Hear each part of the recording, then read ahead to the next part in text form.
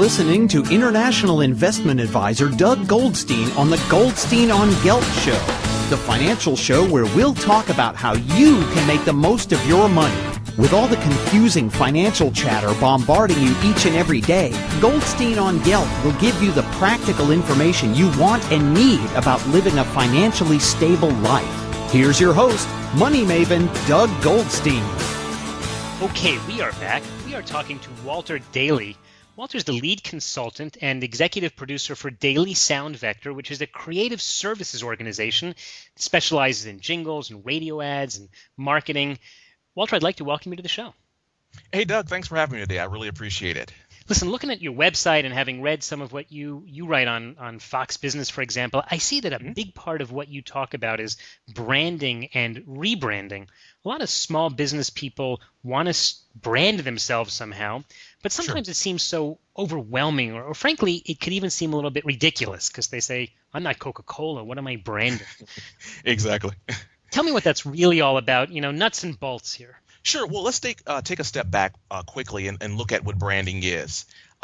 So basically, we are exposed to at least 5,000 ads a day, and that's a conservative number, meaning as a consumer, I'm seeing literally thousands and thousands of ads a day. So branding is important because it allows for a business to essentially have a unique personality that will actually stand out from all the clutter. So branding, number one, is important because it allows any business, whether it be small or large, to have a separate and distinct identity or DNA or personality, and that allows for them to be seen by the consumer essentially.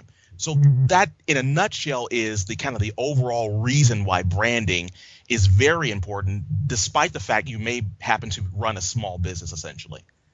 Okay, so let's focus on that a little bit more. Sure. Let's say that you run a small business. You're an investment advisory company in the middle of Jerusalem, and there aren't that many other investment advisory companies in the middle of Jerusalem. And so, you make a brand. You say we do financial planning and investment services. Sure. That's what obviously, as you might be able to tell, this is what my day job is all about. Right. I understand when you talk about Nike. Right, there's 100 different sneakers you can buy, so their brand is so important. But sure. I don't know if clients come along and say, well, I really want the brand of Doug Goldstein or Profile Investments, or do they? Well, to a certain degree, they do. Branding is really about becoming the gold standard for what you do. In other words, you want to make it to where when I decide that I need, financial advice, or I need to buy a car or clothing, your business, you want the name of your business to become synonymous with that particular item. Let me give you an example. Google is a good example of a phenomenal branding. They have literally become the actual thing itself. As an example, a lot of folks will say, Google this website. That's technically not the right term for that, but the brand has become so strong that they are synonymous with what they do. So in other words, if you are, investment advisor or what have you, you want to make your brand so strong that as soon as I think, hey, I need to manage my finances and things like that, automatically the name Doug should come to my mind. Now, if I have to go look for folks and ask around, well, guess what? There's going to be a lot of competition out there, and there's potential that you're going to lose that opportunity to work with that particular client.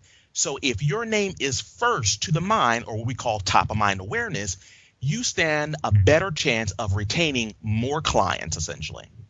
Okay, so now let's bring that into the world where so many people do marketing, which is the world of the internet. Sure. There's so much out there. And again, I'm going to use my business as an example. If you Google financial planning, there's there's probably 100,000 or 1 million different hits that you'll get. Sure. How can a small firm compete against the big firms who really have the internet marketing power? Sure. Well, first of all, I see the internet as kind of, I guess, maybe like a tidal wave, if you will. And a lot of small businesses, they're kind of intimidated by dealing with such a monstrous thing. However, I think it's important to actually ride the current of this wave. So in other words, use the internet to your advantage. Yes, you're competing with larger operations, but I think if you're savvy enough, you are able to actually harness that energy for your own purposes. As an example, over 80% of folks that will actually come to a business will first look the business up online. So the point is, if you run a business there locally, be sure that you have an online presence. That's number one. Because even if, for instance, folks tend to walk into your operation or maybe call you on the phone, know that the majority of them will look you up online first. So number one, you have to be online first just to be competitive. Next, you can also leverage the power of the internet with some of the newer outlets, meaning social media, viral videos. Use it to educate your clients or your customers. Provide Well, actually, you can use positive customer reviews to bolster your credibilities. So again, make sure that you're leveraging the power of the internet versus trying to fight against it, essentially. Okay, I hear. We are talking to Walter Dailey, who is the executive producer. He's the head of Dailey Sound Vector, which is a creative services company. Walter, among the other things that you do, you also are involved in jingle writing and radio ads, Correct. developing marketing campaigns. Of course, this is a radio show, but I am curious, do you think that people still listen to the radio, or are they just moving to the internet?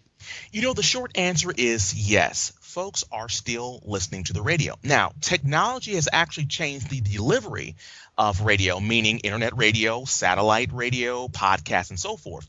However, you must understand that the idea of listening to radio is fundamentally the same.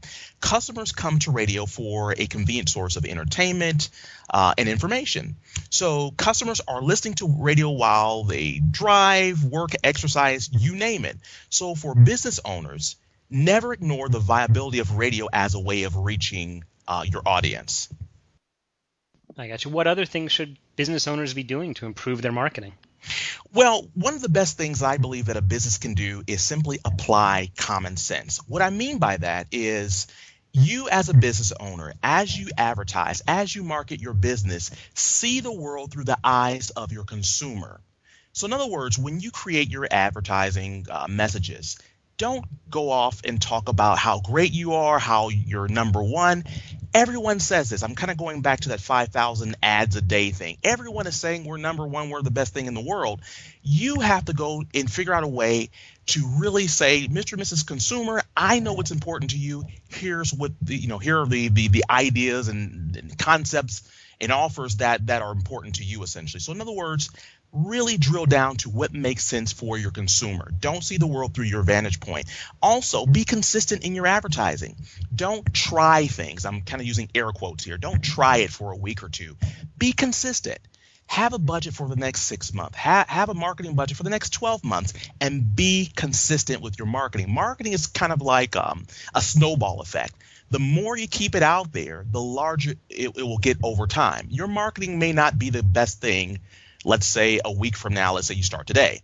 But if you hang with it, stay with it, over the next month, 2 months, 3 months, your marketing will actually grow in momentum and you will start to create that brand that we kind of alluded to at the very beginning.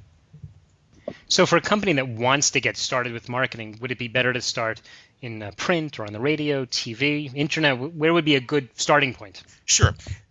When you decide to market, the very first thing that will give you your direction in terms of which avenue you should use is your target audience or your core customer. Where are they? So in other words, if you are going after a demographic, for instance, that are not necessarily internet savvy, why go to the internet?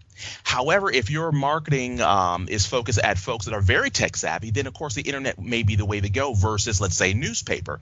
So the point is, you have to do some digging around about your own business. Who is your core client? Figure out where they are. What are they listening to? What are they looking at? Where do they frequent? And that should be the starting place. So for me to arbitrarily say, hey, just go with television or radio, well, you have to know where your customers are. And that will really be the driving force for even how you put your ads together and your offers and things of that nature. So a lot of times marketers talk about segmenting the market and figuring out, as you're describing, who exactly is your target market. Sure. On the one hand. On the other hand, for many companies, the target market is, do you eat, right? Are you alive, right? Right. If they put you in front of a mirror, will a little steam show up there? Exactly. So, if you're a pizza place, or even in my case, right? In other words, as a financial advisor, I'm looking for people who have money, right? Because I invest their money. But, sure. It doesn't matter to me whether they're men or they're women or they're young or they're old, right? I do financial plans. I help them invest. It's such a broad target market. How do you help people to segment? Well, the best thing you can do is, again, I go back to really, really analyze your customers. In other words, that is true. A lot of businesses will say, hey, listen, if you have money, you're my customer. I get that. But if you analyze your business, let's say over the last 2 quarters or the last year, you're probably going to figure out a trend. In other words, these folks may be coming from a certain neighborhood. They may be female. They may be educated in a certain way. So in other words, the facts about your financials, if you will, the folks that have come to your door that actually place money in your hand, those facts will actually determine where your target is. You may think, hey, it's everyone that has money to spend. Well, in actuality, the facts may bear out that it may be from a certain neighborhood, a certain income level, or a certain educational background, a certain gender. So what I'm stressing is business owners, go back and find out who your core customer is. And once you determine what that core customer looks like, market yourself accordingly. Don't go off and spend a lot of money in places where you're not actually seeing returns. And again, you're going to know that by simply going and doing some simple fact finding off of the folks that have come to your business over the past few months or so. One of the things that I find in my own business is pretty regularly I get a phone call from some marketing consultant telling me how much he can improve my business. Sure. Frequently, he doesn't seem to understand anything about my business, but he definitely thinks he can improve it. Do you think that small and medium-sized companies, in fact, should hire a marketing consultant? And if so, how should they really choose someone? Sure. I am, of course, an advocate of hiring a marketing consultant. I would hope for folks to hire me, of course. The thing that matters the most when hiring a firm is to look at their ability to deal with the actual research and the logical parts of advertising. In other words, I look at marketing know-how as a measuring stick. Do you understand the concepts of communicating and the media that's available and some of the research that's available to make a decision?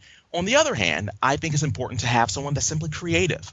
And I believe that a marketing firm that can bring together both, or a marketing consultant that can bring together both of those elements, I believe you will have a winner. So the point is, going back to your first question, should a small firm hire a marketing consultant? Yes. You as a small business owner, you're most likely very proficient at running your business, but you may not be as proficient as communicating what you do. So the point is, you're hiring someone that will allow you to communicate better. They will not necessarily be the origin of the information, but they'll be a conduit, if you will. So the point is, make sure you bring on someone that is able to be a great mouthpiece for you. The second part about that is, once you do hire this person, pick their brain, find out what they know, really get as much information as you possibly can. The folks that you may hire, let's say, do your website or do some of your graphic design, ask them questions, run scenarios by them. This is what they do.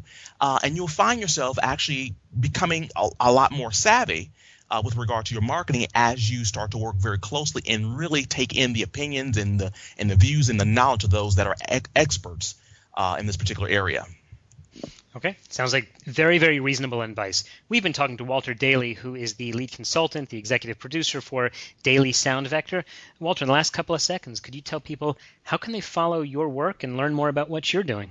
Sure. Folks out there can go to dsvmedia.com. That's D as in Delta, S as in Samuel, V as in Violin, media.com. Okay, Walter Dailey from dsvmedia.com. Thanks so much for your time. Hey, Doug, thank you so much. You've been listening to the Goldstein on Gelt show with money maven Doug Goldstein. Doug's weekly radio show is heard around the world, but if you miss it, you can download the podcast at www.goldsteinongelt.com. The Goldstein on Gelt show gives you up-to-date financial ideas so you can get on the path to financial freedom. If you'd like your questions answered on the air or off, send Doug an email to doug@profile-financial.com. It's your money for your future, so join Doug every week to build your wealth on the Goldstein on Gelt show.